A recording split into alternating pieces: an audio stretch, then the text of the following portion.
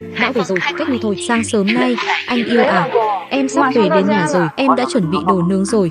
Mua xong hết rồi, tiện đường mua thôi không đúng rồi. Mẹ em muốn đến nhà bác Bạch, chỗ đó xa lắm. Đi đi về về mất 2 tiếng đấy. Anh chạy việc chút thì sao chứ?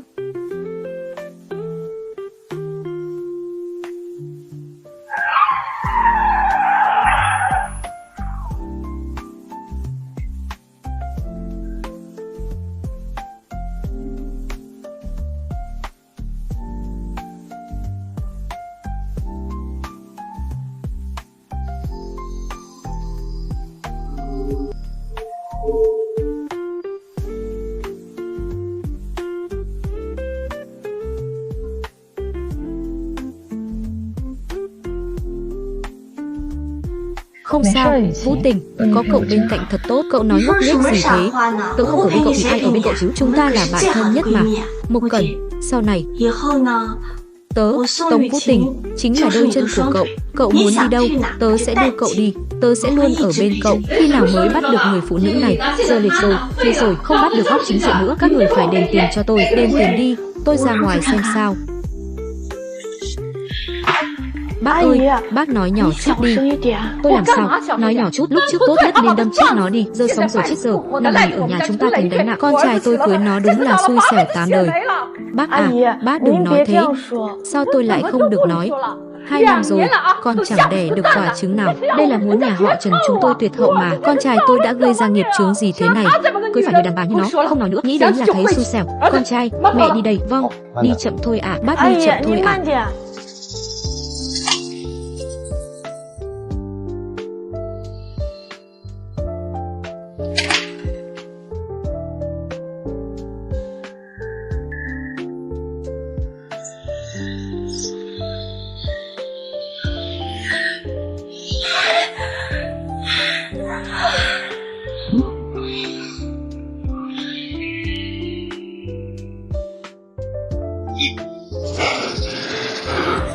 Vẫn còn ở nhà đấy.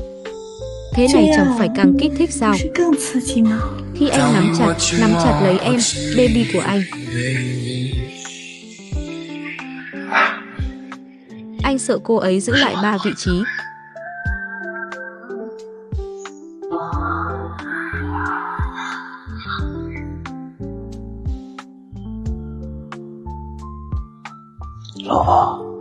Vợ à, trên người em hôi quá, để anh đưa em đi tắm nhé. Không có mà, em mới tắm hôm qua thôi.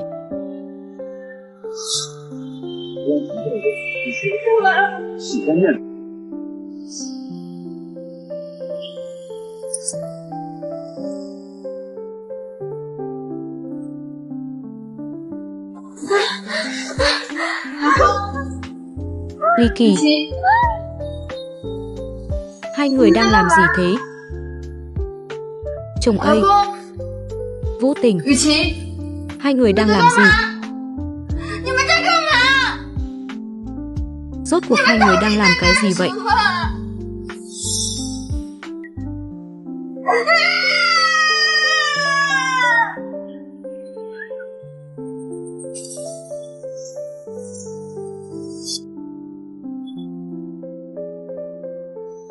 Mẹ, anh yêu em. Anh sẽ không bao giờ rời xa em. Là anh yêu em, là anh.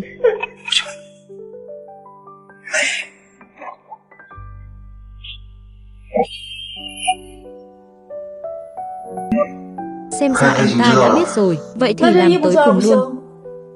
Chúng ta cũng đừng đợi nữa. Một Cẩn, chúng ta là bạn thân nhất mà. Từ trước đến nay, cậu có đồ gì tốt cũng đều chia sẻ với tớ. Lần này tớ hy vọng cậu cũng đừng để bụng nhé. A Cẩn, cậu đang giận tớ sao? Thật ra tớ cũng là đang giúp cậu thôi. 3 tháng cậu gặp chuyện, Thi Hữu anh ấy cũng rất đau khổ. Là tớ đang giúp cậu an ủi anh ấy. Đàn ông mà, không mấy ai chịu nổi 3 tháng đâu. Cũng chỉ còn tương lai nữa. Nhưng tớ có thể giúp cậu yêu anh ấy, chăm sóc anh ấy. Một Cẩn, giờ cậu đã liệt rồi. Sau này cũng không đứng dậy được nữa.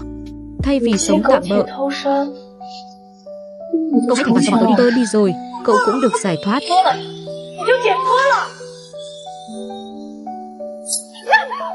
Không nhắc nữa. Sợ xảy ra chuyện gì à? Là đang ép chúng ta đấy à? Mau giúp một tay đi. A Mộc, cậu yên tâm. Mỗi năm đến ngày này, bọn tớ đều sẽ đốt giấy cho cậu.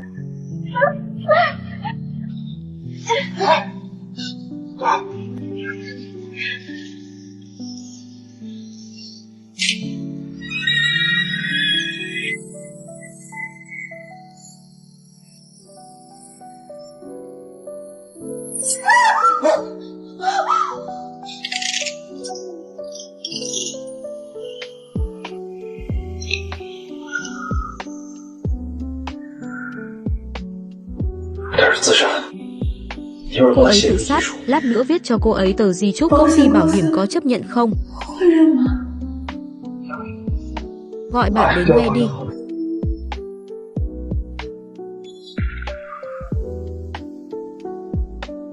Một Cẩn, anh yêu em. Anh sẽ không bao giờ rời xa em, là anh yêu em.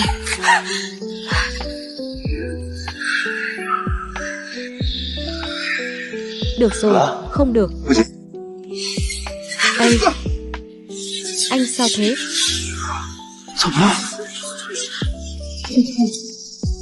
Chân bị sao thế?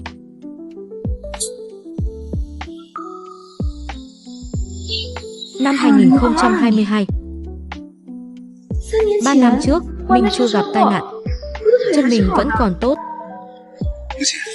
Mẹ có phải quá kích động rồi không? Đợi ngày này lâu lắm rồi. Mình trọng sinh rồi. Mình sẽ trở thành người chồng tốt nhất thế giới này. Nhưng mà mình... Vậy Thanh, anh làm gì thế? Anh cầu hôn em trước mặt cả nước. Em đánh anh hôn em, chẳng phải rất tốt sao? Anh đừng lại đây. Dù ông trời, anh sẽ không để người phụ nữ của mình. Tiểu Cần, Tống Phụ Tình, tớ vừa nghe nói Trần Thiên Hữu cầu hôn cậu rồi à? Đúng vậy, sao thế? Mục Cẩn, cậu bây giờ là chim nôi nổi nhất công ty. Trên mạng có đại gia yêu thích, ngoài đời còn có quản lý lương triệu đô cầu hôn. Thật khiến người ta ngưỡng mộ. Ra là chuyện này à? Nếu cậu thích sợi dây chuyền này, nhưng cho cậu đấy không vội. Cậu nói gì thế?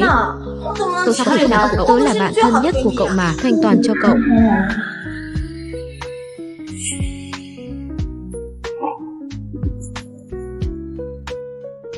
Vừa rồi hơi đường đột. Dù trong lòng anh, em đã là vợ anh rồi, nhưng nghi thức vẫn phải có chứ, đúng không? Sau này của anh chính là của em. Chúng ta cùng sống hạnh phúc ngọt ngào.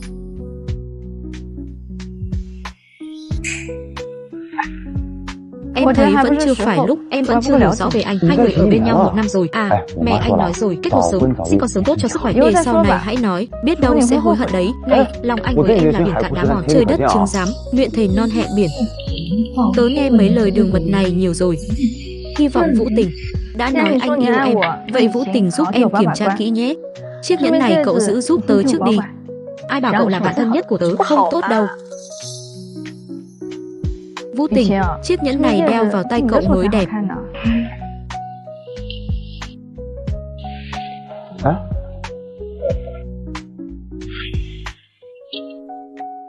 Chủ tịch Trần. Vũ Tình, chiếc nhẫn này cứ để chỗ tớ, cậu không giận đấy chứ? À, không sao, cậu quan hệ tốt với anh ấy à? Nghe nói mới tặng cậu. Vậy cậu không muốn lấy lại à? Hay là cậu cũng muốn để chỗ tớ? Vậy hay là cậu trả tớ một cái? Chủ tịch Trần, vậy cậu tự đến lấy đi. Chủ tịch Trần, anh đáng thương thật đấy. Nếu anh không lấy thì chứng tỏ anh không coi trọng Mộc Cẩn. Nếu anh lấy thì anh lại phải chạm vào tôi. Anh khó xử thật đấy. Anh đừng nghe Mộc Cẩn nói bậy. Không cân nhắc chuyện này. Thứ cô ta có, tôi đều có. Hơn nữa còn to hơn, nhiều hơn.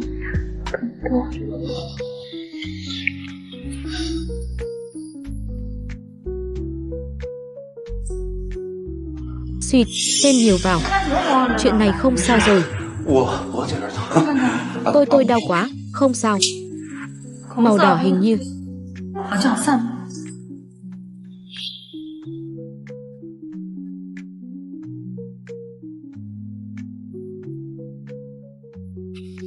Tôi đừng đến công ty tìm tôi, dù sao tôi cũng là quản lý công ty, để người khác thấy chúng tôi làm ăn thế nào. Chúng tôi chỉ đến truyền lời thôi. Hồ ca bảo chúng tôi nhắc anh, ngày trả nợ sắp đến rồi. Anh không trả thì chỉ có 2 triệu thôi mà. Tôi lương triệu đâu, anh sợ tôi không trả nổi à? Nói nhảm gì thế? Tổng kết, anh đúng là anh không có nhiều thế đâu. Anh nói với Hồ ca đi, sau này đừng đến công ty tìm tôi nữa, để người khác thấy mất việc rồi thì không trả nổi nữa đâu. Anh đến đây làm gì? Anh tìm ai? Ai là vợ anh? Đây là nhà tôi. Mời anh ra ngoài, không thì tôi báo cảnh sát đấy.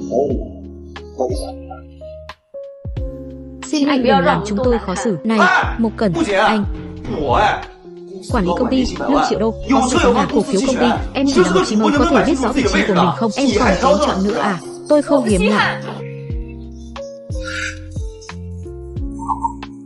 Mẹ anh không phải đúng không? Chắc chắn là mẹ anh không thích em nên mới giận đúng không? Tình yêu. Mộc Cẩn à, anh đã nghĩ kỹ rồi. Tuy mẹ anh không thích em, nhưng bà ấy thích trẻ con mà. Hai ta bây giờ đừng nói chuyện nữa. Mẹ anh thích em. Anh không ra ngoài thì tôi báo cảnh sát đấy. Hai ta là người yêu, báo cảnh sát có ích gì chứ?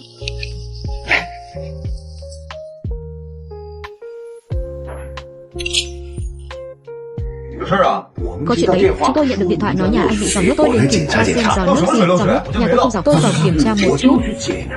Tôi bảo anh nói đi, không nghe hiểu à? So với đầu tôi.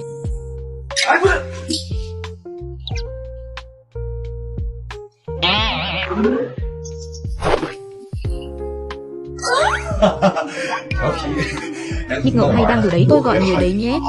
Ôi, anh với em.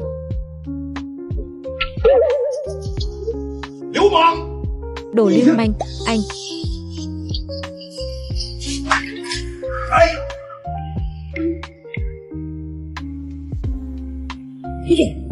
Tổng giám đốc ý, có cần tôi giúp trông chừng anh ta không? Không cần đâu, cậu đi đi, hì hì. Tôi Này, lại đây, tôi thông báo một chuyện. Mọi người nghe đây, chắc mọi người đều biết công ty chúng ta đã bị tập đoàn Lục Thị thu mua rồi. Tập đoàn Lục Thị là công ty lớn đấy. Tân chủ tịch sắp đến nơi rồi, sẽ đích thân đánh giá các streamer. Đánh giá, tôi chắc chắn sẽ rất tỉnh táo. 1 tiếng nữa tập dượt, nghe rõ chưa? Được rồi, mọi người bận rộn đi, đều thu dọn bản thân đi, thay quần áo, dặm lại phấn son gì đó.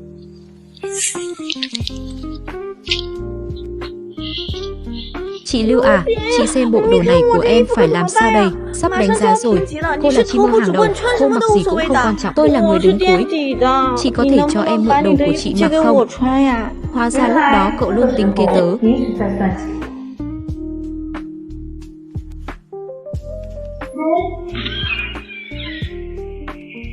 Được, cảm ơn. Đi thôi, cái này không tốt lắm. Hẹn không? Thiết Bình.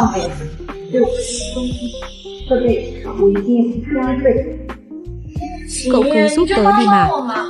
Lỡ tớ bị đuổi việc thì chúng ta không thể ở bên nhau được nữa. Không vấn đề gì.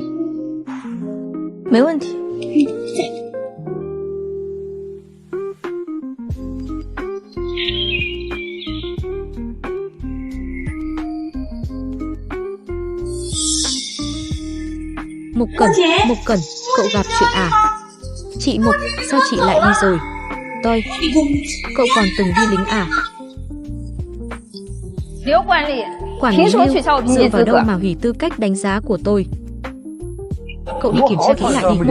Mộc Cẩn là bạn gái anh, lại là streamer hàng đầu của công ty. Tôi đâu dám. Không phải, tôi chịu trách nhiệm, chỉ là một streamer thôi mà. Tôi phải cho cô ta biết ai mới là chủ, là Tiểu Vương, anh là Đại Vương. Ôi, chủ tịch mới của chúng ta rất trẻ đấy. Vậy chắc chắn là thích con gái trẻ rồi. Cô đã là streamer lão làng rồi. Cô hãy nhường cơ hội cho người mới như Dương Dương đi. Đánh giá là cạnh tranh công bằng. Tôi đâu có hành vi vi phạm gì, dựa vào đâu không cho tôi tham gia. Không chỉ cô có tâm tư đó, chi bằng cân nhắc gả cho quản lý Trần thì thực tế hơn. Đúng vậy, cô lớn tuổi thế rồi, tài nguyên công ty đặt lên người cô thật lãng phí. Cứ quyết định vậy đi, lát nữa đánh giá cô đừng tham gia nữa. Tôi phải đến tổng công ty khiếu nại chị. Cô đi đi, cô đi đi. Hà, tôi có người chống lưng đấy. Tôi xem cô giữ được bao lâu. Công ty cho cô tài nguyên đã đủ nhiều rồi. Cô để cho người khác một con đường sống đi.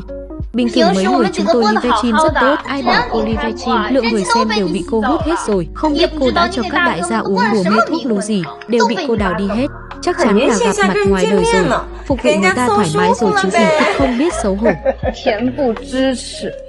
Công ty cho cô tài nguyên đã đủ nhiều rồi. Mau về chuẩn bị hôn sự với chủ tịch Trần đi. Rút lui về tuyến 2, công ty sẽ không bạc đãi cô đâu. Đây là ý của Trần Thiên Hữu đúng không?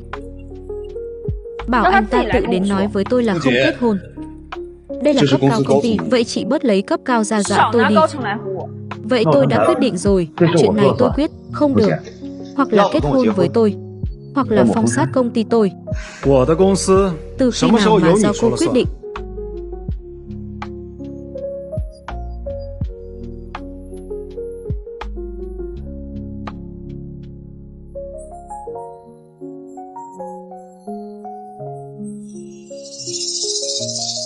Tổng giám đốc Lục à, tổng giám đốc Lục. Thật đáng sắc. Ngày đầu tiên đến công ty đã nghe có người nói, tôi vì con gái trẻ à. Là tôi ăn nói không suy nghĩ. À, tôi nói bậy nói bạ. Tôi hy vọng mọi người sau này nhìn cho rõ. Ai mới là chủ nhân của công ty này? À, tổng giám đốc Lục. Vậy chúng ta bắt đầu đánh giá đi. Đúng, tổng giám đốc Lục, tôi đặc biệt học một điệu nhảy mới cho anh, nhảy cho anh xem nhé. Tổng giám đốc Lục, tôi đã nằm trong bảng xếp hạng nhiệt độ rồi, anh có thể vào phòng livestream của tôi xem. Không cần. Từ nay về sau, tài nguyên của công ty vẫn dùng để nâng đỡ. Chi mơ hàng đầu một cần. Tổng giám đốc Lục. Cô ta đã là chi mơ lão làng rồi. Chúng ta có nên chăm sóc người mới không ạ? Cô nói cho tôi là cô quyết định à? Công ty đúng là phải nâng đỡ người có năng lực chứ không phải lãng phí tài nguyên vào những kẻ vô dụng. Hi hi à. Mau bận rộn đi, mọi người bận rộn đi, mau mau, mọi người bận rộn đi, mau đi, mau đi. Cảm ơn tổng giám đốc Lục, sau này tôi sẽ tiếp tục nỗ lực. Tôi tên Lục Chí Minh, sau này có chuyện gì cứ trực tiếp tìm tôi.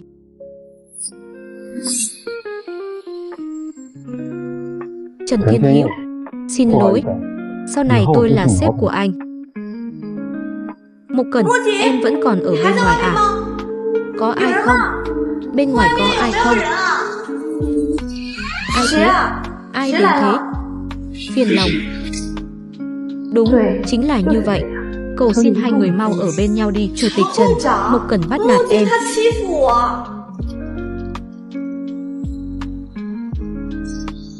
Vừa hỏi em cuối tuần mời cả công ty đi ăn. Có đi không? Thật đấy, chủ tịch mau mua đi. Cậu nhìn thấy bộ dạng này của tớ không? Cậu nghĩ mặt mẹ tớ thì phải làm sao? Tớ không muốn, cậu yêu cầu.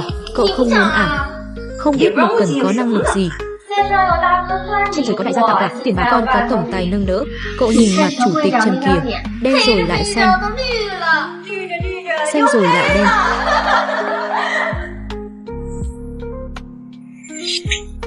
Rốt cuộc ý gì thế? Tớ bị sao? Anh ta với cậu có quan hệ gì chứ? Anh ta dựa vào đâu bảo vệ cậu? Tôi không quen, nhưng còn hơn những kẻ làm trò sau lưng quá nhiều. Tôi là vì muốn kết hôn thuận lợi. Đừng quên em là người phụ nữ của tôi. Bây giờ không phải nữa, tôi nói chúng ta không hợp.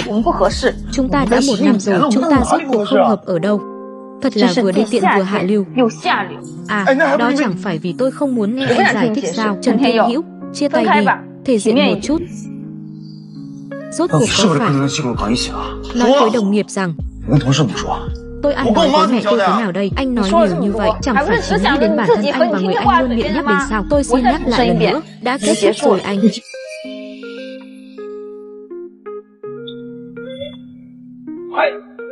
Tôi không phải đã nói với em rồi sao? Gặp chuyện gì cứ trực tiếp nói với tôi là được. Tổng giám đốc Lục, tay vươn hơi dài rồi đấy. Đây là việc nhà chúng tôi, nhưng đây là công ty anh ta, hơn nữa là công ty của tôi, cho nên bây giờ cô ấy là người của tôi.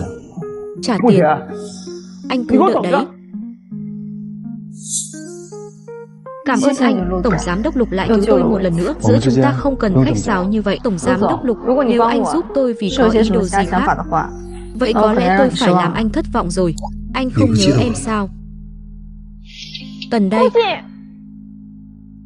Cha Vũ Tình, Hôm nay sao anh lại bỏ mặc em một mình trong nhà vệ sinh thế? Vô tình, cậu cũng biết Lưu Tiêu Thiên Lương gây khó dễ cho tớ, nhất thời không để ý đến cậu. Xin lỗi nhé Vô Tình. Được rồi, không sao. À Mục Cần, tớ nghe nói tổng giám đốc Lục mới đến rất coi trọng cậu.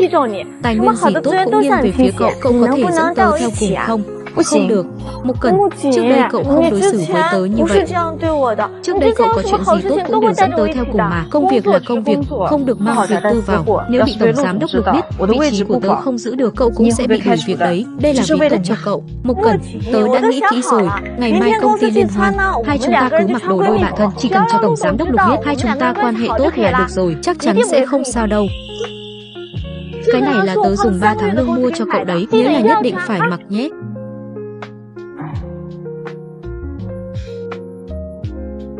Cậu ca. Chào chị Mục Cần. Bộ đồ này xấu. Là hàng giả đúng không? Sao em nhìn không ra? Chị Mục Cần, hàng cao cấp đấy, em quá hiểu rồi. Bộ đồ này bán 100, nó có thể kiếm 80. Ngày mai liên hoan công ty, đó là dịp tranh sắc khoe tài đấy. Cậu mặc cái này à? Mẹ tớ sẽ bị họ cười chết mất. Không có tiền thì đừng mặc đồ hiệu.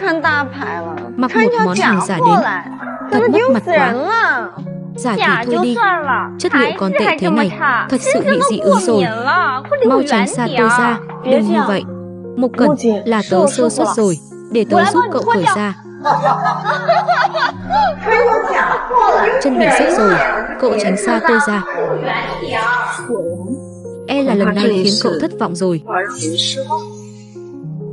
Không được, đây là của sếp, vẫn chưa đến, cậu đợi sếp đến rồi hãy nhắc nhé. À, liên hoan công ty mà Mục Cần không đến à? Cô ấy đến, chắc là tắc đường rồi. Hôm nay liên hoan công ty, vậy chắc chắn phải ăn mặc thật đẹp. Cô ta sao có thể đẹp được, vẫn là chị Vũ Tình của chúng ta đẹp hơn. Ôi, mọi người đừng nói thế. Chi mô hàng đầu của chúng ta mới là đẹp nhất. Cắt, mỹ nhân nhìn vợ. Mục Cần không chỉ nhan sắc cao, còn giả vờ thanh cao, cũng chỉ có Vũ Tình cậu tốt bụng còn coi cô ta là bạn thân. Mục Cần cô ta là người hơi quê mùa, xuất thân không tốt, dáng xấu, tinh nóng, người đừng ám ánh sáng là chết à. Ngoài những cái đó ra, cô ta vẫn là người tốt. Lát nữa cô ta đến, mọi người đừng cười nhạo cô ấy. Chủ tịch Trần của chúng ta vẫn ở đây. Chủ tịch Trần, tôi thấy anh giống như người mới kia. Trang điểm ở đâu?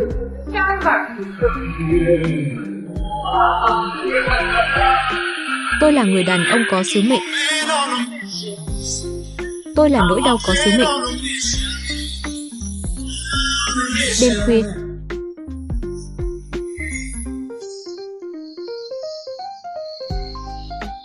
đi thôi. Dừng lại, cậu cũng quá đẹp rồi. Xin lỗi mọi người, tôi đến muộn. Mục Cần, cậu không mặc bộ đồ tớ tặng à? Đó là bộ tớ cất công chọn cho cậu đấy. Cậu cất công chọn hàng giả à? Tớ giúp cậu vứt đi rồi. Lên sớm thế. Cậu còn muốn quyến rũ ai nữa? Cởi bộ váy này ra, cô ta chẳng phải là đồ nhà quê sao? Gần đây lại bị đại gia nào bao rồi? Vũ Tình, cậu đúng là đồ nhà quê. Xin lỗi nhé. Cậu không có giáo dục à? Mẹ cậu đi đi, đợi thêm chút nữa. Cái đó là cậu bảo tôi. Chị, đừng tưởng đi được 2 bước là vểnh đuôi lên. Tổng giám đốc Lục rất thích con gái trẻ, tranh thủ lúc còn trẻ. Đó là tự nhiên, Vũ Tình trẻ trung xinh đẹp. Tôi là người ở quê lên, sao so được với bộ này? Không được à? Vũ Tình bộ tây trang, túi xách, bông tay, giày cao gót này. Nếu là hàng thật thì ít nhất cũng phải 10 vạn chứ.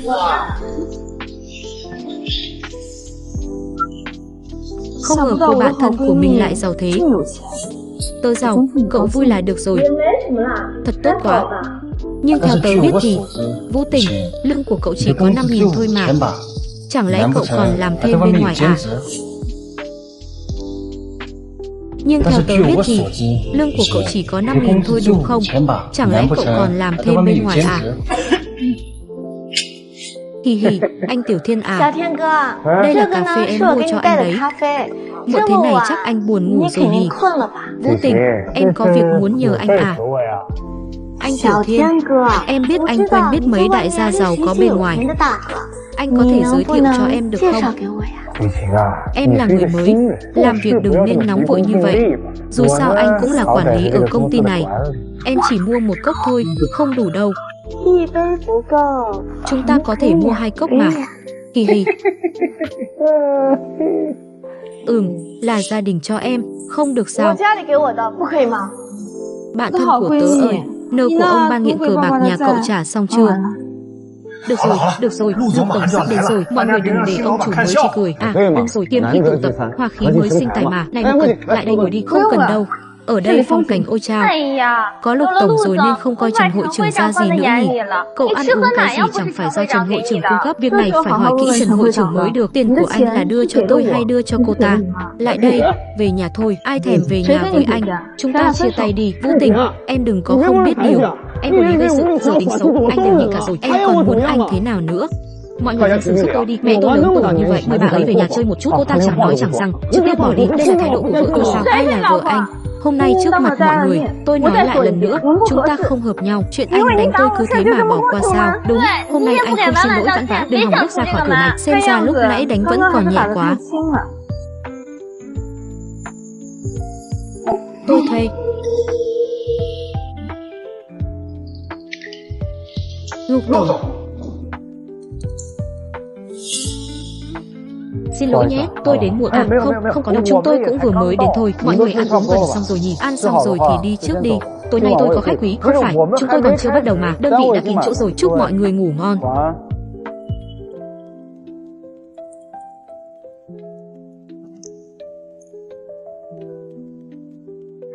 Cô ở lại ăn cơm với tôi. Này, sao gần đây cô lại lạnh nhạt với tôi thế? Có người mới rồi phải không?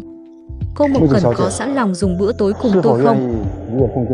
Mộc Cẩn, giờ theo anh về nhà, anh coi như chưa có chuyện gì xảy ra. Không sao, tôi tôn trọng quyết định của cô. Tôi quyết định về nhà của chính mình. Tôi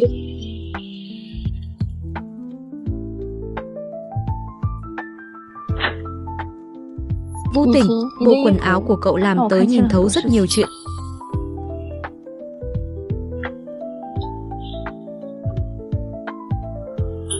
Có cần tôi đi mời cô Mộc Cẩn quay lại không? Không cần, ngày giải còn ở phía trước. Lục Chí Minh, xem ra cô vẫn chưa nhớ ra nhỉ?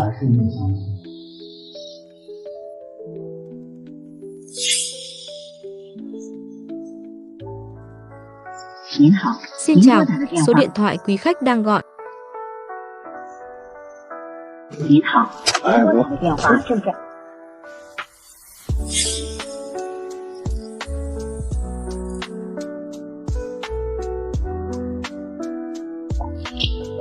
Ly Tình, Trần hội trưởng, Mục Cẩn, anh ấy không nghe điện thoại của tớ nên tớ mới qua đây xem thử. Tớ muốn xin lỗi hai người. Đáng lẽ hôm nay phải là một dịp vui vẻ mới đúng, không liên quan đến cậu. Người phụ nữ này đúng là không biết vị trí của mình. Anh nói anh rất quan tâm cô ấy mà. Trần hội trưởng, anh cũng đừng suy nghĩ nhiều. Biết đâu ngày mai anh ấy sẽ ổn thôi.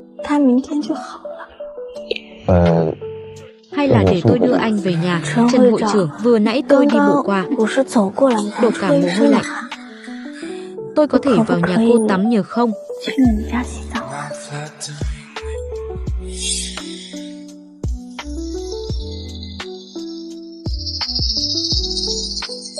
Ồ, được, để tôi lấy khăn tắm cho anh.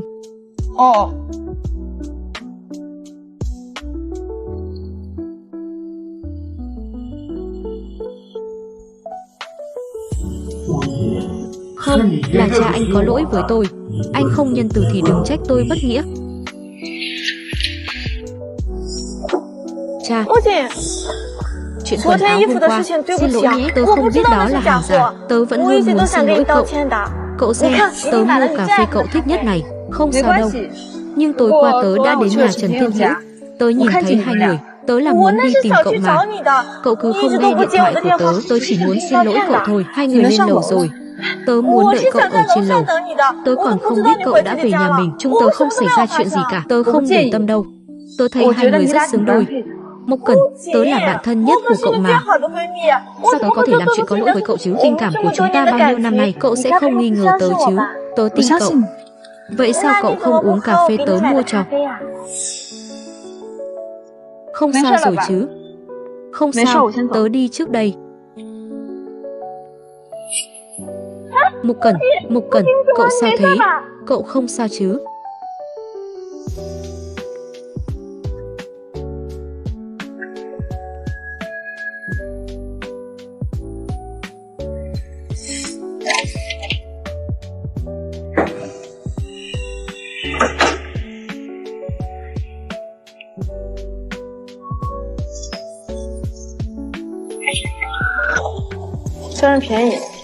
Tuy rẻ tiền nhưng xong việc thì cút ngay. Nhớ kỹ đấy, phải chụp ảnh lại.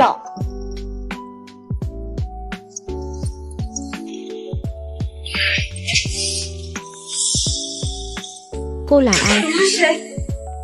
Đây là đâu? Ngân hàng. Cút ra ngoài mau. Đừng báo cảnh sát. Báo cảnh sát rồi. Tôi đã tốn tiền rồi. Ai đi check giao dịch đấy? Ngoan một chút. Dịu dàng một chút. Dịu dàng một chút. Nếu không thì lát nữa tôi sẽ... Đừng kêu nữa. Cô càng kêu tôi càng hưng phấn.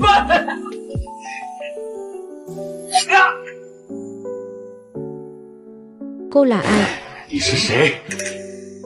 Cô quản việc của lão tử làm gì?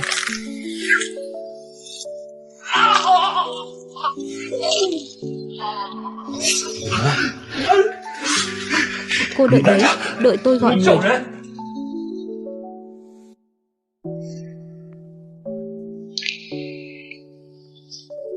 Yên tâm, cô không sao rồi.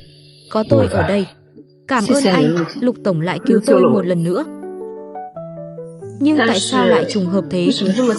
Lần nào tôi gặp chuyện anh cũng ở đó. Tôi lo cho cô. Anh theo dõi tôi.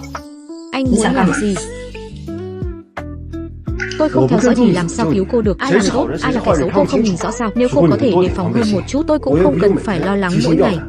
Chẳng lẽ là Vũ Tình? Vậy sao cậu không uống cà phê tớ mua cho?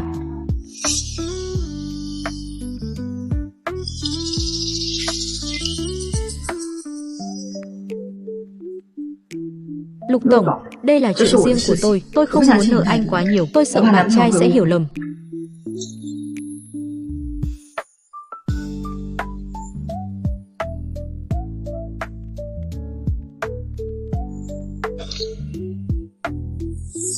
Lục Tổng, anh bị thương rồi, không sao chứ?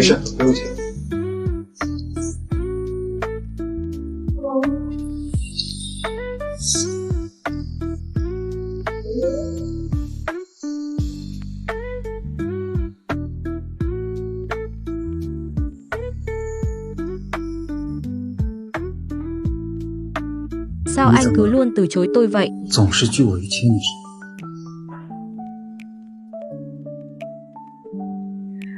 Tối qua có sướng không? Xem ảnh đi này. À, vô địch rồi. Chị Ngô, chị làm gì thế? Chị làm em đau đấy. Vũ Tình đã làm gì? Tự chị biết rõ. Sau khi tôi xin lỗi chị xong, tôi liền quay về rồi. Tôi chẳng làm gì cả. Đúng là không thấy quan tài không đổ lệ. Đây là camera giám sát của khách sạn. Đây là lúc chị lên xe không khỏe. Tôi có lòng tốt dìu chị về nghỉ ngơi. Chị lại vu khống tôi chuyện xảy ra sau đó. Tôi hoàn toàn không biết gì cả. Sao chị biết sau đó có chuyện xảy ra? Tiếc là bây giờ tôi vẫn bình an vô sự. Cơ thể cần vật thể. Tôi thừa nhận tôi ghen tị với cô. Người tốt, số cũng tốt. Nhưng cô là bạn thân nhất của tôi sẽ không hại cô đâu. Hơn nữa chuyện vừa rồi cũng chỉ chứng minh tôi đang giúp cô thôi. Đúng, tôi biết điều này rất khó tin.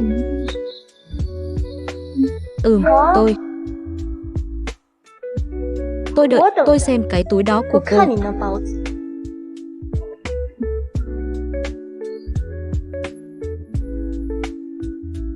Dạo này sao thế? Tôi không chịu nổi nữa.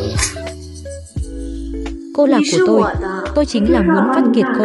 Một chút cơ hội cũng không có.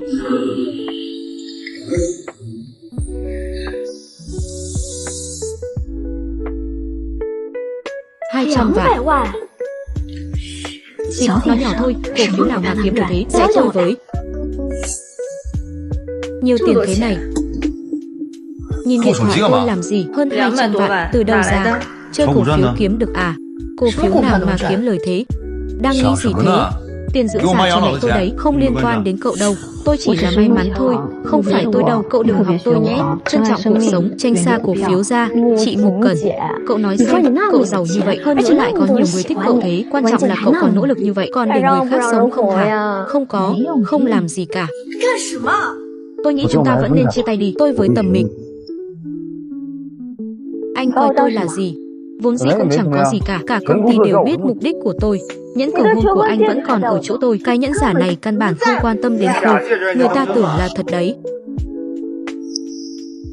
Tôi cảnh cáo anh đấy, là anh quyến rũ tôi trước. Nếu anh còn muốn ở lại công ty thì tôi không đi đâu.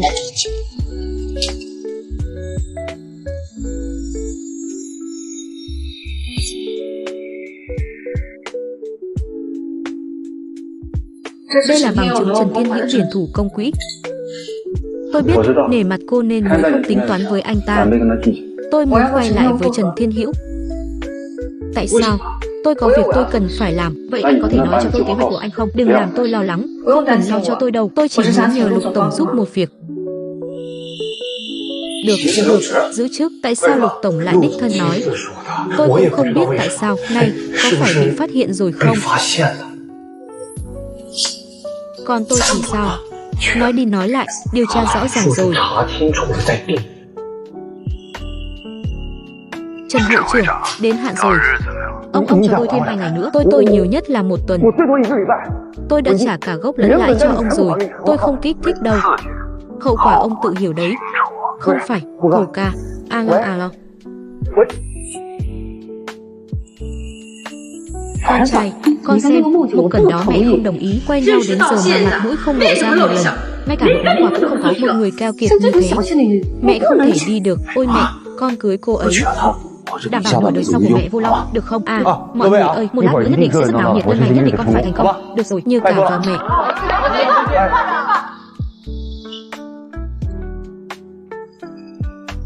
Xì, được. Bình tĩnh. Anh đã nghĩ kỹ rồi. Trước đây tất cả đều là do anh chưa đủ tốt. Xin em hãy cho anh một cơ hội nữa. Đời này kiếp này, anh chỉ đối tốt với một mình em thôi. Xin em hãy gả cho anh. Gả cho anh ấy. Gả cho anh ấy. Gả cho anh ấy. Gả cho anh ấy. Gả cho anh ấy. Lần này anh ta là nhẫn thật à? Đương nhiên là thật rồi. Giống như tình cảm của chúng ta vậy. Cô hôn thật mà không chuẩn bị một chiếc nhẫn thật sao? Trần Thiên Hữu, anh đúng là đồ cặn bã. Ôi chao, nhẫn giả thì là nhẫn giả thôi mà. Đây chỉ là một hình thức thôi. Con trai tôi là hội trưởng. Đối với cô như vậy đã là quá hẳn rồi. Cô còn không hài lòng cái gì nữa. Dì ơi, lúc chồng dì cầu hôn dì cũng dùng nhẫn giả mà. Đó chắc chắn không phải. Sao có thể giống nhau được à? Mục Cần, dì không thích cháu. Nhưng nếu con trai dì thích cháu, dì vẫn có thể coi cháu như con gái ruột mà. Cháu ngoan ngoãn đồng ý với con trai dì đi. Dì cho phép cháu đấy. Bây giờ gọi dì một tiếng mẹ đi. Xin lỗi dì. Cháu gọi dì là dì thôi. Cô còn chê tôi bất nghĩa.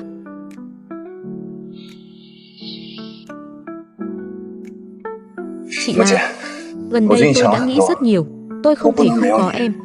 Chỉ cần cưới em, tất cả của anh đều là của em. Đúng vậy, người đàn ông tốt thế này mà em còn không gả. Sau này ai còn dám cưới em nữa. Em gả cho anh ấy đi. Gả cho anh ấy. Gả cho anh ấy. Gả cho anh ấy đi. Mẹ, không có em, anh không sống nổi. Được. Em đồng ý với anh, thật không? Tốt quá rồi. Nhưng biểu hiện của anh, em không hài lòng lắm. Chỉ cần em đồng ý kết hôn, em muốn anh làm gì, anh đều sẽ làm. Vũ Tình, cậu là bạn thân nhất của tớ. Sao cậu không vui thế? Tớ vui mà, vui lắm. Tớ chúc phúc cho hai người. Đợi chúng ta kết hôn, tớ làm phù dâu nhé, được không? Vậy thì nhất định phải là tớ rồi. Trần Thiên Hữu mất nguồn kinh tế, tớ mới có cơ hội tiến hành bước tiếp theo. Chị ơi, cháu và Thiên Hữu sắp kết hôn rồi. Sau này là một nhà. Đây là quà gặp mặt cho dì. Mẹ xem Mục Cẩn vẫn rất hiểu chuyện mà. Cũng tạm được, Mục Cẩn. Sau này cháu gả vào nhà chúng ta, dì có vài yêu cầu với cháu đây. Thứ nhất, con trai dì cưới một nữ chi mơ. Nói ra không hay ho gì. Cháu phải từ bỏ công việc đó đi là vừa, toàn tâm toàn ý chăm sóc cho con trai dì. Lương mỗi tháng của cháu phải nộp cho dì. Quan trọng nhất là nếu sau này cháu ly hôn với con trai dì, cháu phải trả 100 vạn phí chia tay.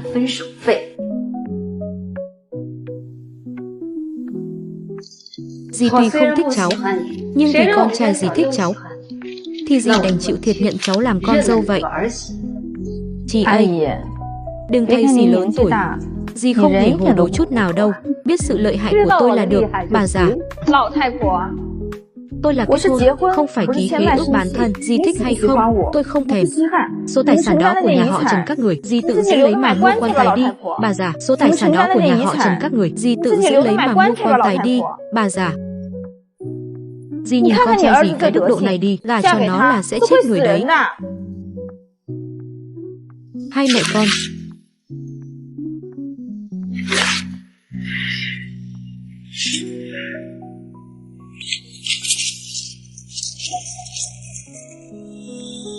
Này, Mục Cẩn, mẹ anh đùa thôi mà, em đừng giận, ngồi xuống nói chuyện đi. Trần Thiên Hữu, anh biết tôi có tiền, tôi biết anh thiếu tiền. Chúng ta kết thúc rồi. Em đợi đã. Vậy em để anh đi, chúng ta về trước đã. Ở đây ôi chao, không được. Tôi này, các người mau đi đi. À đúng rồi, xe là dùng chứng minh thư của anh trả góp mua đấy. Mỗi tháng nhớ trả nợ nhé. Này, không phải. Ôi chao, Tiểu Hữu, sao con mới về? Mau ngồi đi. Thiên Hữu, con về rồi à? Con xem, dì Hạ đặc biệt dạy mẹ làm món con thích nhất đấy. Con mau nếm thử đi. Sao cô lại ở đây? Này, Tiểu Hữu, con xem, cái này là Vũ Tình vừa tặng mẹ. Thì cháu cũng nghe bạn nói gì đến đây, nên đặc biệt đến thăm dì. Thiên Hữu, em thế này có hơi mạo muội không? Mạo muội chỗ nào chứ? Em đến là được rồi, dì vui lắm. Sau này nhất định phải đến nhiều nhé. Được ạ, cảm ơn dì. Này, dì ơi, con đã ngồi ở đây rồi. Được rồi, em làm gì thế? Gấp thế. Dì vẫn còn ở ngoài, em định làm gì? Mọi người đều là người trưởng thành cả rồi. Trần Thiên Hữu, anh nói xem tôi đến đây để làm gì? Tôi bắt buộc phải kết hôn với mẹ, không còn lựa chọn nào khác. Vậy còn tôi là gì chứ? Còn 100 vạn nữa, anh cho tôi cái gì chứ? Ôi trời, không phải, anh giải thích với em không rõ ràng. Anh biết em không rời xa anh được. Mới kết hôn, em cứ ngoan với anh. Anh với tôi là gì? Đồ chơi của anh à? Anh với tôi là gì? Đồ chơi của anh à? Trần Thiên Hữu, tôi Tống Tịch dốc hết tâm can đối với anh, chẳng lẽ còn không bằng một Cần Nguyên trưng cái mặt lạnh với anh sao? Tôi còn chưa tìm cô đấy. Nếu không phải vì tôi đẹp trai, có thể cô sẽ quyến rũ tôi sao? Cái nghề này của cô không thích quyến rũ, cô cũng không lừa được tôi đâu. Cô cũng quá coi trọng bản thân mình rồi. Cô bây giờ chẳng qua chỉ là trò cười của cả công ty. Một Cần không cần loại hàng này. Đánh tôi đi, đánh đi. Nếu Một Cần biết chuyện của hai chúng ta, cô nghĩ cô còn theo đuổi được anh ta không? Tống Vũ Tình, cô cho phép tôi. Cô biết là tốt rồi.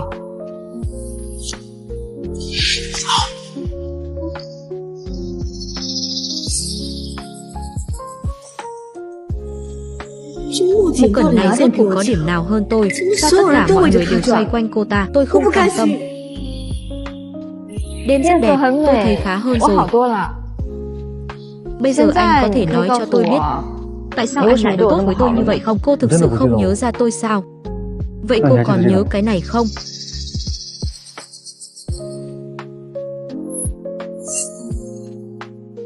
Dừng tay, thầy giáo mà bắt nạt học sinh thế này sao? Các người là học sinh lớp nào? Đừng chạy.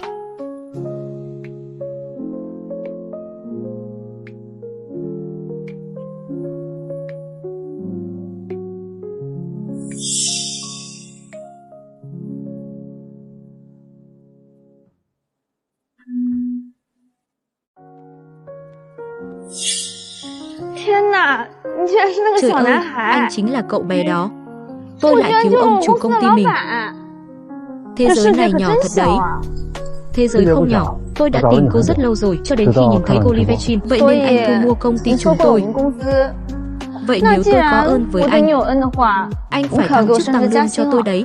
Không vấn đề, thăng chức làm bà chủ công ty được không? Ngại quá. Anh ấy đang tỏ tình với mình sao? Trời hơi muộn rồi, tôi về trước đây, tôi đi, tôi đưa cô về.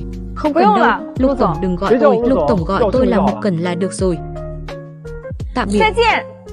Chí Minh. Tạm biệt Mục Cẩn.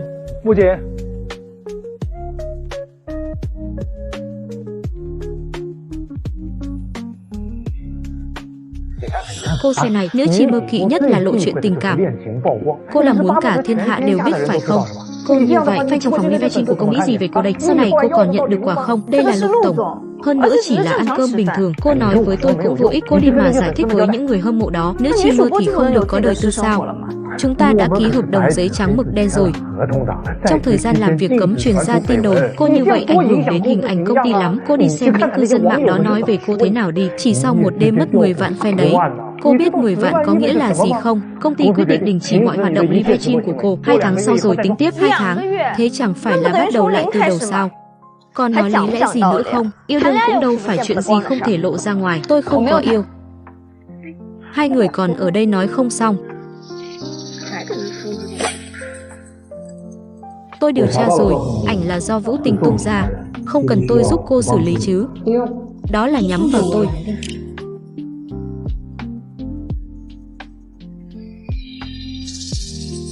Chị Mục Cẩn, vừa nghe tin, chị không sao chứ? Thích chụp ảnh thế, sao không đi viết báo lá cải đi? Đúng, chính là tôi. Tôi chính là không quen nhìn cái kiểu cả thế giới xoay quanh cô. Trăm phương nghìn kế chỉ muốn chứng minh cô ngây thơ. Đúng vậy. Tôi xinh đẹp hơn cô. Dựa vào đâu mà tôi chỗ nào cũng không bằng cô. Học sinh giỏi hơn tôi. Có thể cho cô một cơ hội công bằng. Đấu một trận PK. Ai thắng ai thua.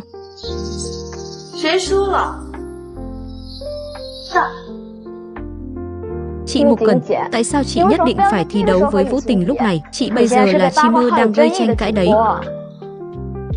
Sao có thể thắng được? Không sao, dù có phải đi, cũng phải đi một cách thanh thản. Chị Vũ Tình, lần này chị nhất định phải thắng, giành lại thể diện cho chúng ta. Chỉ cần đánh bại cô ta, chị chính là chị cả của Thiên Tiểu.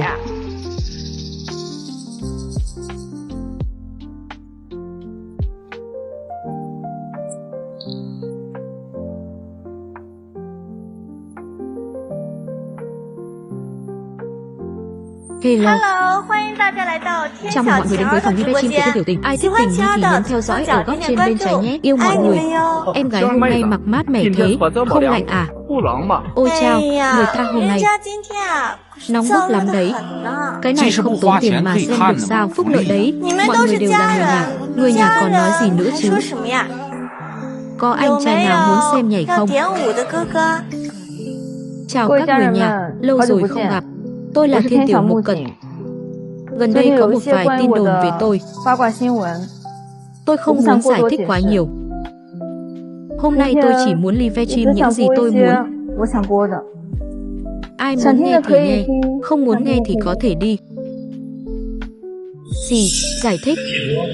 Sao cô ấy lại chị Mục Cẩn đang làm gì vậy? Tẩy trang rồi còn tất cả chế độ làm đẹp nữa. Tôi thấy cô ấy điên rồi. Chồng tôi là bà nội ơi, bà nội, tôi chết mất. Vũ Tình lần này đúng là liều thật đấy. Wow, số liệu này hoàn toàn nghiêng về một phía rồi. Mục Cẩn đúng là buông xuôi mặc kệ rồi. Chị Vũ Tình lần này thắng chắc rồi. Được rồi, Lục Tổng, cô Mục làm thế này, anh xem có cần ngăn lại không? Không cần, tôi tin cô ấy làm vậy chắc chắn có lý do. Nhưng nếu thực sự thua, không chỉ cô ấy phải đi, công ty cũng sẽ bị ảnh hưởng. Tôi chịu thua được. Hy vọng mọi người có thể nhớ dáng vẻ của tôi. Nếu sau này có duyên gặp lại, mọi người có thể chào tôi một tiếng. Như vậy chúng ta mới có thể trở thành bạn bè thực sự. Tôi thấy rất nhiều người nhà đều đến từ Phúc Điện. Sao mọi người đều không ăn được đồ chay à? Nếu muốn kết hôn, vậy thì phải nhận quà đấy nhé. Tôi kể cho mọi người nghe một câu chuyện nhé. Tôi đã mơ một giấc mơ rất dài và chân thực. Trong mơ tôi đã kết hôn. Mẹ chồng tôi vô cùng ghét tôi, chỗ nào cũng làm khó tôi, còn bắt tôi làm việc nhà, chăm con, kiếm tiền nuôi gia đình mỗi ngày. Tiền lương phải nộp hết. Quan trọng nhất là nếu ly hôn, còn phải trả 1 triệu phí chia tay nữa chứ. Tôi chủ yếu làm việc để giết người khác. Đây còn là người sao? Này, hội trưởng Trần, người Mộc Cẩn nói không phải là anh đấy chứ? Cút đi. Nhưng đây vẫn chưa phải là thảm nhất. Sau đó tôi gặp tai nạn xe, mất đi đôi chân, bị liệt rồi. Chồng và mẹ chồng càng ghét bỏ tôi hơn. Ở nhà tôi trở thành một kẻ vô dụng, vừa trốn mắt vừa vướng víu. Cứ thế này chắc chắn sẽ thua. Có cần tôi đi sắp xếp thao tác ngầm không? Làm chút số liệu. Không cần, tôi tin cô ấy, cũng tôn trọng cô ấy. Các người tưởng thế là xong rồi sao? Đây mới chỉ là bắt đầu thôi. Trước khi xảy ra chuyện, bị mắng chỉ là chuyện cơm bữa. Sau khi xảy ra chuyện, cô bạn thân nhất mà tôi tưởng đã leo lên giường chồng tôi, bắt đầu ngay trước mặt tôi. Dục vọng của ác quỷ là vực thẳm không đáy, vĩnh viễn không bao giờ thỏa mãn. Bọn họ định che lấp ánh sáng, khiến thế giới của tôi chìm vào bóng tối vô tận. Chúng vì để ở bên nhau, vì cái dục vọng không thể lộ ra ánh sáng đó, chúng đã giết tôi. Trước khi giết tôi còn mua bảo hiểm cho tôi, viết di thư thay tôi, tạo ra một cái chết ngoài ý muốn cho tôi. Mộc Cẩn, bất kể câu chuyện của cô là thật hay giả, chúng tôi cũng không cách nào đồng cảm được. 5 phút nói cho cô biết, dù tối nay có khóc ở phúc địa, đừng quên ngẩng đầu tiếp tục bước đi. Cô không thay đổi được quá khứ, vậy hãy thay đổi hiện tại đi. Họ đóng cửa của cô, vậy xin hãy để tôi mở một cánh cửa sổ cho cô. Cảm ơn anh. Chí Minh. Lục Tổng, anh thấy là không, phòng live-stream của cô Mộc đang để màn hình đen. Mọi người đều nói tôi đến xem một cái hoa. Người hâm mộ đều nói đây là phòng live-stream chữa lành nhất mạng. Hoa, xem ra chân thành mới là tuyệt chiêu. Chị Mộc Cẩn quả nhiên có cách. Em cũng đến phòng live-stream của Mộc Cẩn rồi. Ồ, đúng. Không xong rồi, không chỉ số người trong phòng live-stream bắt đầu vượt lên, quà cũng sắp được tặng tới tấp rồi. Cảm ơn quà của mọi người. Tuy chúng ta cách nhau qua màn hình, nhưng lúc này trái tim chúng ta đang kết nối với nhau. Hôm nay có lẽ là buổi live-stream cuối cùng của Mộc Cẩn. Cho nên ở đây, Mộc Cẩn chân thành dặn dò mọi người, trân trọng hiện tại, tránh xa rác rưởi, đặc biệt là những kẻ luôn lý lẽ hùng hồn, đạo mạo. Dù bản thân nực cười đến mức nào, đều cảm thấy cả thế giới nợ hắn. Các anh ơi, mọi người bị sao vậy? Sao không còn ai vậy? Mọi người tặng thêm chút quà đi, tôi đảm bảo sẽ cho mọi người xem thứ kích thích hơn. Còn 5 phút nữa là kết thúc. Dù bây giờ cô chiếm thế thượng phong, cũng không địch lại được mấy anh trai phía trước của tôi đâu. Đối phương đã bắt đầu lén phá tháp rồi. Mọi người giúp tôi đi, tôi sẽ nhảy cho mọi người một đoạn điệu nhảy mà mọi người chưa từng thấy bao giờ. Tôi đảm bảo sẽ kích thích hơn đấy.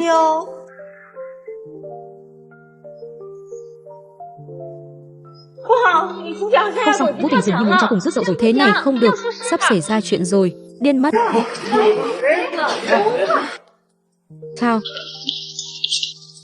Sao lại thế này? Ai làm vậy?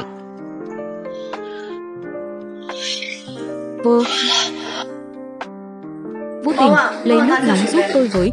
Tự lấy đi, hai ta đâu có thân. Đúng là tự tìm đường chết. Bị khóa tài khoản, hại công ty bị điểm danh. Cô ta đúng là tai họa thật đấy. Tôi xem thế nào nào.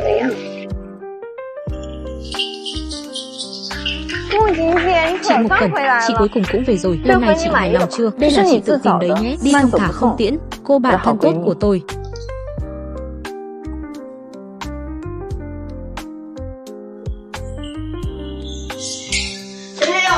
Trần Tình Yêu, anh đừng quên, giữa chúng ta vẫn còn bí mật đấy nhé. Nói sau đi. Anh nói anh sẽ giúp mà. Yên tâm.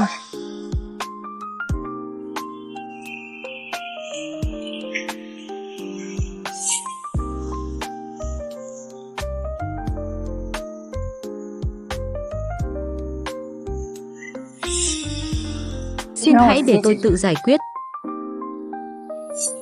Được, cô ta vui vẻ thật đấy nhỉ. Có phải đã lên giường với nhau rồi không? Hai ta đã chia tay rồi. Tôi không đồng ý. Cô cũng không soi gương xem lại mình đi. Cô chỉ là một chi mơ thôi. Cô dựa vào đâu mà nghĩ một ông chủ có gia sản hàng trăm triệu sẽ đối xử thật lòng với cô chứ? Cô chẳng qua chỉ có chút nhan sắc thôi mà. Người ta chỉ chơi đùa với cô thôi. Hơn nữa, cô dựa vào đâu mà nghĩ anh ấy sẽ cần một người đàn bà? Tôi chơi chán rồi. Tôi nói đủ chưa? Tức giận rồi à? Chứng tỏ tôi nói đúng rồi. Chuyện của tôi không phiền quản lý Lưu bận tâm đâu. À đúng rồi, tôi quên nói với cô, không bị tập đoàn sa thải là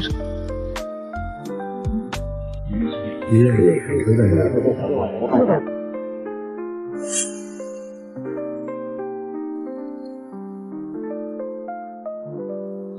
lỗi mọi người, tôi đến muộn. Mọi người, đây là cháu trai tôi, Lục Chí Minh. Ông nội, đây là Một Cẩn mà cháu từng nhắc với ông. Một Cẩn, đây là ông nội anh. Chào ông nội Mạnh, chào ông, cô Một Cẩn. Thường nghe Chí Minh nhắc đến cô là ông bảo nó đến đấy. Cô đừng trách nó. Mời ngồi.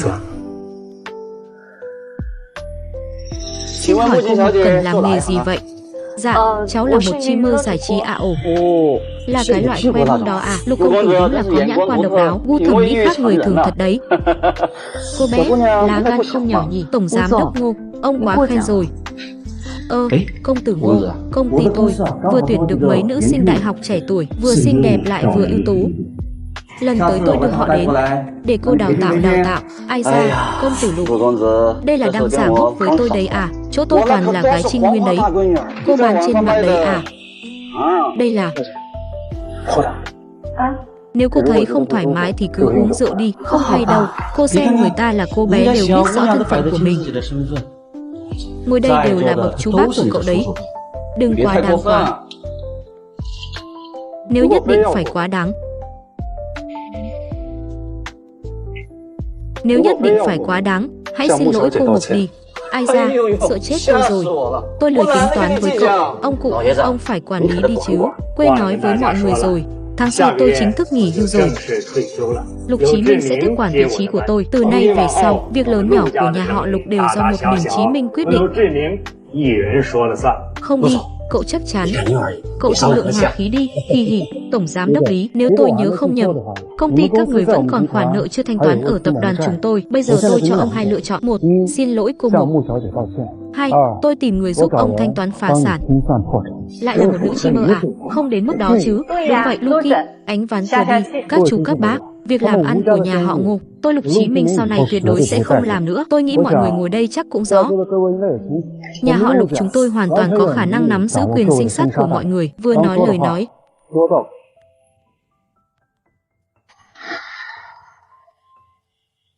Cô Một Cẩn, vừa rồi có chút mạo phạm.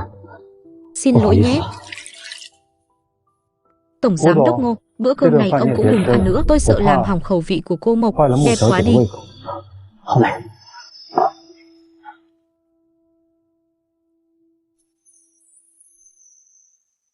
Vô tình. Một Cẩn, tôi đến để chúc mừng cô. Chúc mừng cô đã hủy hoại tất cả của tôi. Đây là tiệc riêng tư, mời cô rời đi. Lục Chí Minh, đừng giả vờ nữa. Phòng livestream của tôi chính là do anh khóa đúng không? Đúng là một người đàn bà đê tiện. Anh không tiếc làm tổn hại lợi ích công ty mình. Anh đúng là một người đàn ông tốt.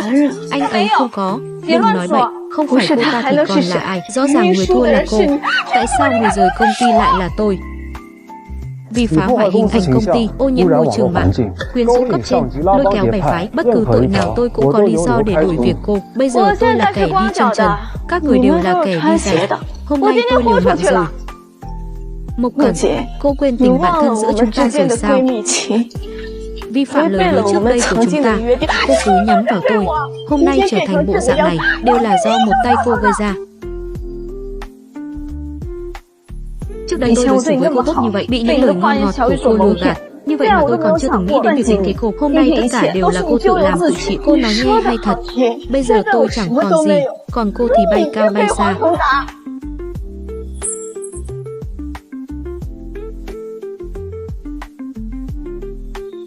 Một Cẩn, đây là món quà cuối cùng tôi tặng cô. Tôi muốn chết trước mặt các người. Tôi muốn khiến các người cả đời sống trong bóng tối của tôi.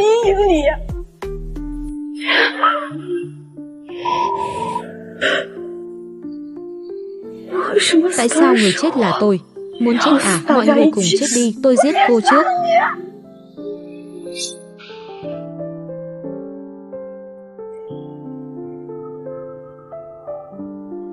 Một Cẩn, cô hãy nhớ kỹ cho tôi sẽ không tha cho cô đâu. Tôi sẽ không tha cho cô đâu. Cô nói đúng là... Xin lỗi, sao lại giúp tôi đánh nhau? Cũng đâu phải lỗi của anh. Tại sao phải xin lỗi? May mà chỉ là vết thương ngoài da. Nếu không tôi sẽ áy náy chết mất. Tôi có thể hỏi anh một câu không? Anh thích em, Anh còn chưa hỏi mà. Em là người phụ nữ đầu tiên vào nhà anh, cũng là người duy nhất khiến anh rung động. Lục tổng, muộn rồi, anh nghỉ hơi sớm đi. Em cũng nghỉ đây ca.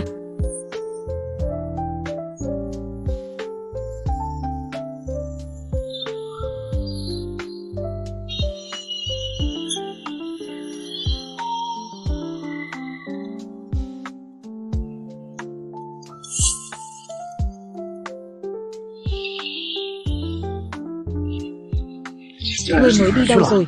Gọi điện không nghe, nhắn tin cũng không trả lời. Cô đi kết hôn với người bạn mới đó à? Tôi đi đâu làm gì? Không cần phải báo cáo với anh nhỉ? Tôi nói cho cô biết nhé, cô bán thịt có thể đòi 1 triệu phí chia tay. Trần Thiên Hữu, anh điên rồi à? Tôi biết anh nợ một đống nợ, anh đừng có giả vờ giả vịt nữa. Muốn tôi giúp anh trả nợ đúng không? Anh nằm mơ đi. Chào cô Mục. Tiểu thư nhà chúng tôi có lời mời. Bát giới à? 8 mẫu cộng 8 giới à? Hửng à, bát giới à? Bát giới à? Bát giới à?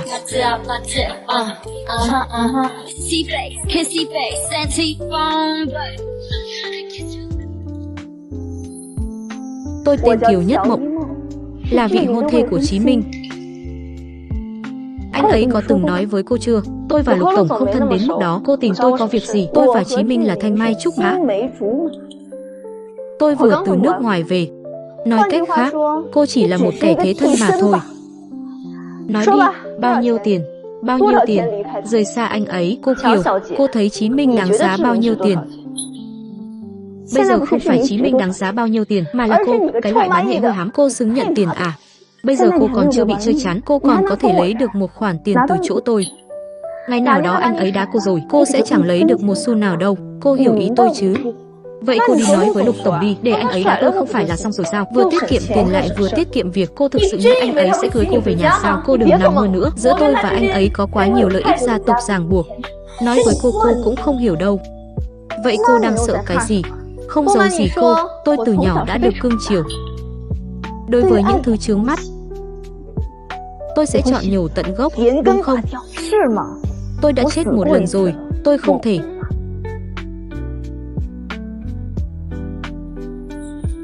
Đúng rồi, quên nói với cô, bộ lễ phục hôm qua cô mặc là tôi mặc thừa đấy.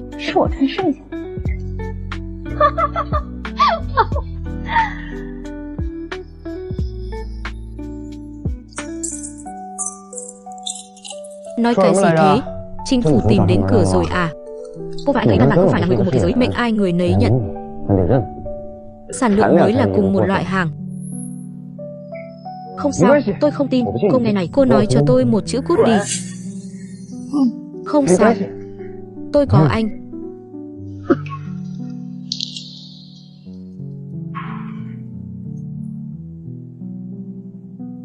Thái tử. Chí Minh, 2 năm không gặp. Anh gầy đi rồi. Em đã nói với ba em rồi, sẽ ở chỗ anh một thời gian. Lâu quá không gặp. Lại đây, để đồ vào đi. Đợi cả. Tại sao em lại đi tìm Mộc Cẩn? Đúng rồi, các bậc trưởng bối đã bàn bạc xong xuôi rồi. Tháng sau chúng ta kết hôn. Em vẫn chưa trả lời câu hỏi của anh. Tại sao lại đi tìm Mộc Cẩn? Tại sao? Tất nhiên là vì hạnh phúc của chúng ta rồi. Lục Chí Minh, anh đừng quên, giữa chúng ta có hôn ước đấy. Anh không cảm động với em. Lục Chí Minh, anh đừng quên, sản nghiệp nhà anh đều là do nhà họ Kiều em tài trợ đấy. Anh phải nghĩ cho kỹ, đừng vì một chim mơ hạ ba mà hủy hoại tiền đồ tươi sáng của chính mình. Tiền đồ, tôi có thể không cần. Mộc Cẩn mới là. Lục Chí Minh, đừng ngây thơ, anh thực sự nghĩ mình không có tiền, người ta sẽ coi trọng anh sao? Mấy năm nay anh không mở cửa, đều là đối đầu với nhà họ Kiều em.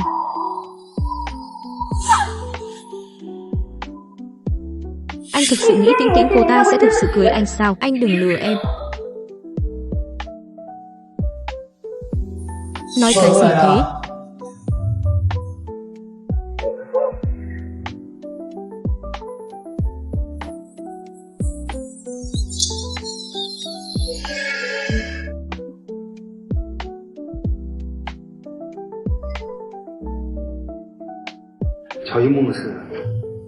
Kiều Nhất Mộng không có gì cả. Tôi vốn dĩ không phải là người ngốc. Nhưng người tôi thích là em, thì đã sao nào? Anh có hôn ước trong người, buông tha cho em đi. Chúng ta không hợp. Anh chơi được, em thì không. Cô Kiều rất xứng đôi với anh đã tìm em suốt 15 năm. Em nghĩ anh đang chơi đùa sao? Là em tưởng tượng. Em không quan tâm, em chỉ muốn ở bên anh. Vậy em có thể làm gì? Một tổng tài bá đạo, một thiên kim hào môn, còn em chỉ là một chim mơ không lên được mặt bàn. Em chiếm hữu anh cũng đồng nghĩa với việc đang kéo lùi anh. Em không muốn kéo lùi anh. Lục tổng, em đã không muốn tiếp tục. Buông tha cho em đi.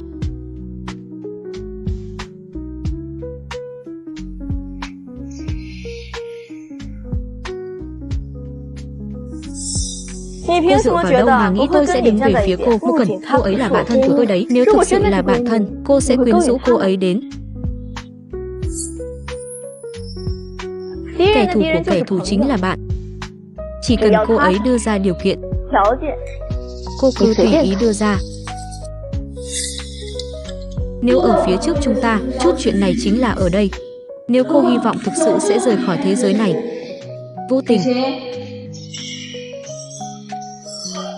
Sai rồi, vô tình, hổ, phi phi.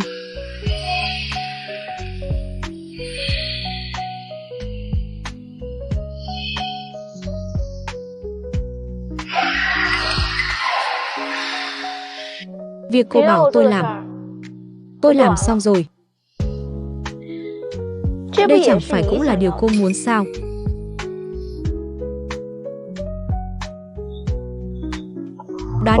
Đã thấy Mộc Cẩn chưa? Đợi đã, tôi cũng đang tìm cô ấy. Cô ấy vừa còn ở đây mà. Bây giờ gọi điện cũng không ai nghe. Lục tổng, lúc trưa tôi hình như thấy xe của cô Kiều ở bãi đỗ xe dưới tầng hầm. Không xong, cô ấy gặp nguy hiểm rồi. Mau phái tất cả những người có thể đi ra ngoài. Dù thế nào cũng phải tìm thấy cô ấy. Đi thôi đại ca, anh đi bán dơm trăm cân. Anh đang nói nhảm với tôi đấy à? Không chết được đâu, tiếc thật đấy. Không phải tôi muốn bổ sung đâu. Nhìn đi, đúng là 80 mấy của tôi.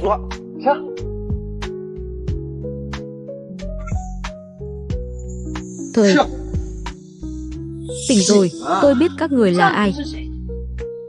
Có phải Kiều Nhất Mộng làm gì không? Nhận tiền làm việc thôi mà. Các người đừng tìm tôi đi.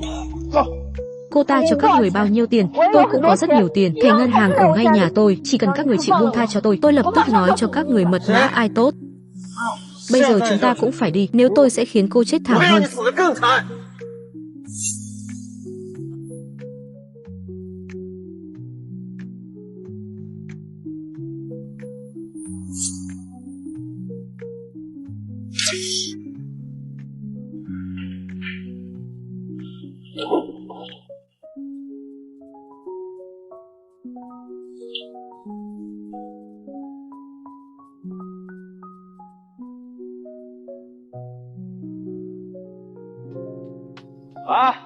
Anh trai vô địch rồi.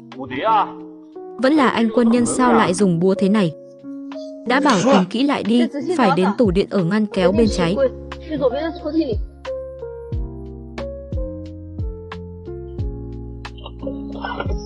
Không được đâu.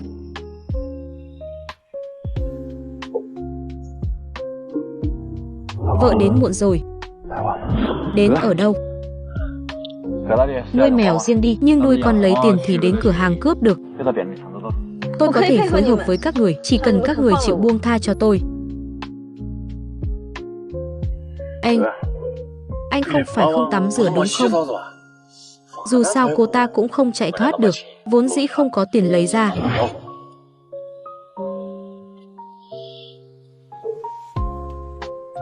Một triệu của tôi chẳng phải không thể quay lại sao? Được.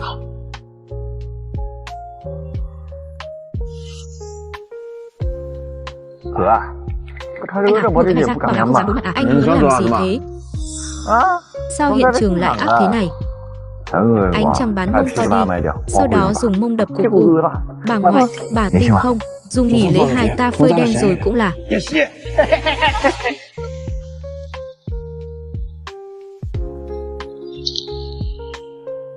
Mông trần.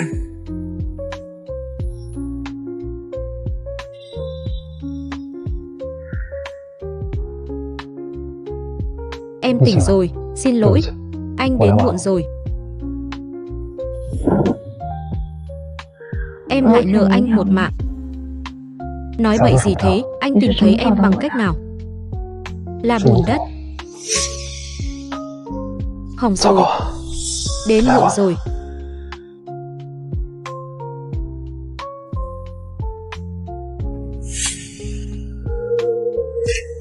Loại đất màu này trong thành phố không nhiều, đều ở vùng ngoại ô. Mà mùi bùn đất có hương thơm của hoa ong. Đáp ứng hai điều kiện này có 4 nơi. Lục tổng, thẻ ngân hàng của cô Mộc có lịch sử đặt hẹn tại một ngân hàng ở thành đô. Người đứng đầu đáp ứng 3 điều kiện này, chỉ có thông báo phía sau núi Tượng Tị xuống thôi. Núi Hướng Minh thành công nhất, không ngờ anh cũng là một thám tử đấy. Anh còn rất nhiều điểm em không ngờ tới. Vạn nhất thấy sai rồi à? Vì em, anh sẽ không mang tất cả. Những kẻ làm tổn thương em sẽ không để chúng phải trả giá đâu.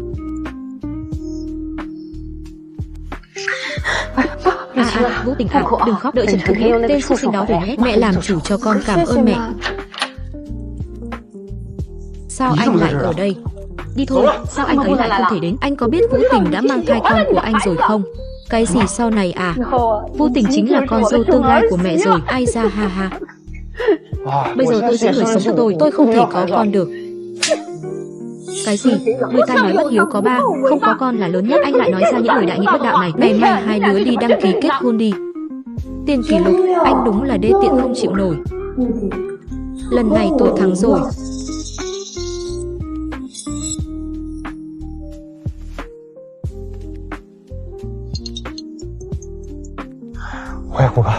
Chẳng các hội trưởng, hôm nay là ngày cuối cùng rồi. Nếu không trả tiền, tôi đảm bảo anh không nhìn thấy mặt trời ngày mai đâu. Tôi muốn xin thêm vài ngày, tôi thực sự không còn cách nào. Tôi làm việc 4 phát sinh. Bây giờ có một cơ hội có thể cho anh trừ nợ. Tôi nói với anh, 5 vạn chết không chết. Có người 300 vạn.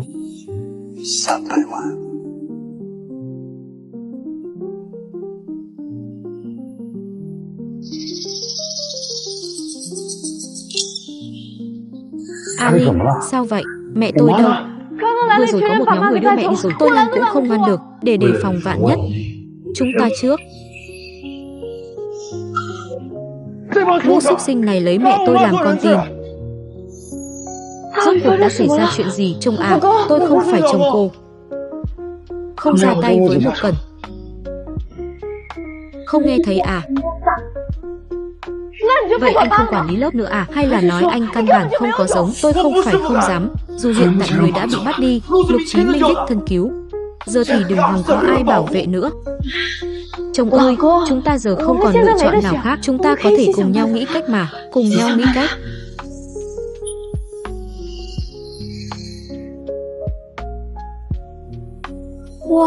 Hoa, chị Mộc Cần, chị đẹp quá đi mất. Cảm ơn em. Đây là chuẩn bị kết hôn với chủ tịch Trần sao? Các chị giữ bí mật tốt thật đấy. Không phải em thấy, chúng tôi chia tay rồi. Là Lục tổng. Cũng không phải. Tôi chỉ muốn thử chút thôi.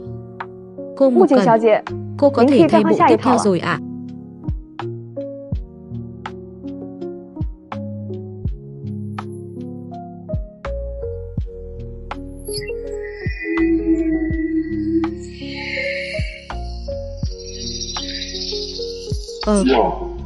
Tỉnh rồi à?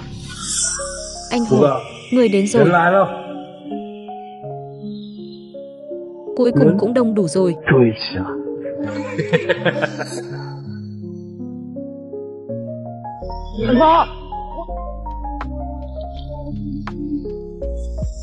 Hồ, em làm cho anh đây. Người đã bắt về cho anh rồi. Anh phát ra rồi, em cầu xin anh đấy. Được. Các người không ai được rời khỏi đây. Mọi người nhìn thì tưởng là chuyện của 4 người các người. Thực chất là cuộc đấu trí giữa 2 đại gia tộc. Các người chỉ là hạng tép sư thôi. Các người chỉ là đám tép sư mà thôi. Nhà họ Lục và nhà họ Kiều, tôi đều không dám đắc tội. Nhưng ai tìm tôi đòi người, tôi sẽ giao cho người đó. Tôi đều có lợi cả mà. Thế nên các người đều rất cừ. Chuyện này không liên quan đến tôi. Người đập phá đồ của Lục Tổng là cô ta, kẻ giúp bắt cóc người cũng là cô ta. Đừng có đổ hết lên đầu tôi. Chuyện bắt cóc Lục Tổng, người làm là cô ta. Phỉ nhổ, đồ không có lương tâm nhà cô qua cầu sát phán phải không? Không chỉ lừa tôi, giờ còn lừa cả tình cảm của tôi. Đồ mặt sảy, tôi mặt sảy. Tôi lừa tình cảm của anh không lừa tôi sao? Anh nói anh có thai, tờ giấy khám thai đó là sao hả? Cô cũng lừa tôi được mà. Tờ giấy khám thai của cô nhìn giả như đồ của Tống Vũ Tình vậy, nhưng là biết giả. Cô nói dối. Cô đã đến bệnh viện kiểm tra chưa? Cái đó nhìn giả quá. Nhìn là biết giả. Cô nói dối. Đại nạn tới nơi, mệnh ai nấy bay, cho căn chó. Đáng yêu thật đấy. Anh Hồ, anh tha cho em có trí thức, em có thể phục vụ anh thật tốt. Cũng có vài phần nhan sắc đấy. Ái chà.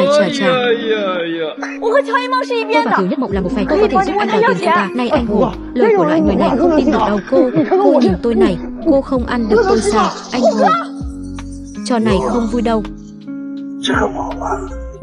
Chỗ tôi không phải là nơi nuôi dưỡng chúng ta. Ở đây có quy tắc của chúng tôi.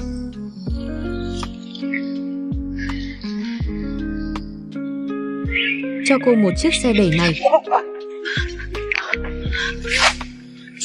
Muốn chạy à? Sao cô làm cái gì thế? Cô muốn chết rồi phải không?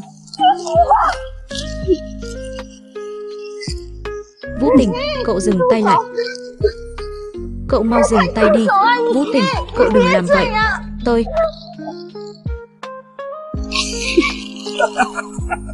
làm thì làm thôi.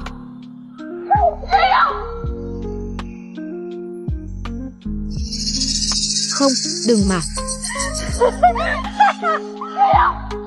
Không, đừng mà Cao Vũ Tình. Đây chính là chồng của cô sao? Đặc sắc thật đấy.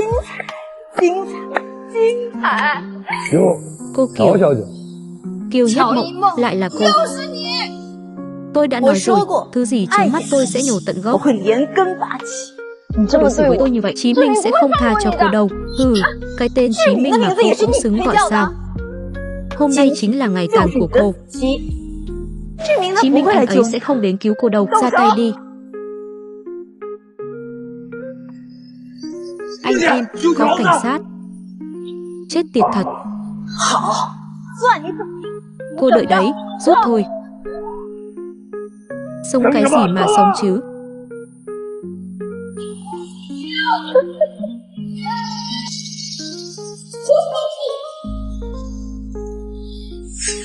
Chị Phượng.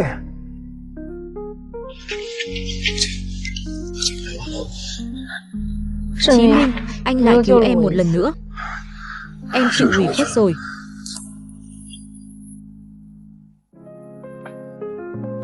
Gần đây, cảnh sát đã triệt phá một vụ án quy mô lớn, tính chất xã hội đẹp. Nghi phạm Hồ và 30 tên tội phạm khác đã bị bắt giữ theo pháp luật. Tập đoàn Kiều Thị tuyên bố phá sản, tiểu thư tập đoàn đã lưu vong ra nước ngoài. Nguyên nhân cụ thể, người sáng lập tập đoàn, chủ tịch Kiều không đưa ra phản hồi chính thức. Chồng ơi, em có thể kiếm tiền nuôi anh. Thực ra từ nửa năm trước, anh đã bắt đầu âm thầm thu mua cổ phần của nhà họ Kiều. Giờ thì toàn bộ nhà họ Kiều đều là của nhà họ Lục chúng ta. Chồng em, ngoài việc khác không giỏi, chỉ được cái là biết kiếm tiền đúng rồi. Ngày mai anh phải đến nhà tù một chuyến. Sao vậy Vũ Tình? Cô ấy đã tự sát trong thời gian thi hành án. Họ bảo em đến nhận di vật, để anh đi cùng em không cần đâu. Em tự đi là được rồi sao có thể chứ? Em bây giờ đâu phải chỉ có một mình. Anh không thể để con gái chúng ta rơi vào nơi nguy hiểm được. Ai nói là anh quan tâm đến con trai nhỏ của anh chứ? Bởi vì anh thích con gái. Con gái lớn lên sẽ xinh đẹp giống mẹ nó, kiên cường và lương thiện, nụ cười của con người. Em. Hello, chào mọi người, tôi là chim mơ mục gần đây. Tìm kiếm 8298 là có thể tìm thấy tôi nhé. Từng có lúc tôi nghĩ mình yêu người khác bao nhiêu, người khác sẽ yêu tôi bấy nhiêu. Nhưng thực tế dạy tôi rằng lương thiện cũng cần phải có gai góc. Thay vì làm người qua đường trong kịch bản của người khác, chi bằng hãy làm chủ cuộc đời của chính mình. Những thứ không thể đánh được tôi, cuối cùng sẽ khiến tôi khoác lên mình bộ giáp. Cảm ơn mọi người đã đồng hành cùng tôi suốt chặng đường qua, cho tôi biết tình yêu đích thực là sự tôn trọng chứ không phải bố thí. Cuối cùng, tôi muốn nói với các bạn, đừng sợ vấp ngã thì đứng dậy. Chỉ cần đứng dậy là sẽ có hy vọng.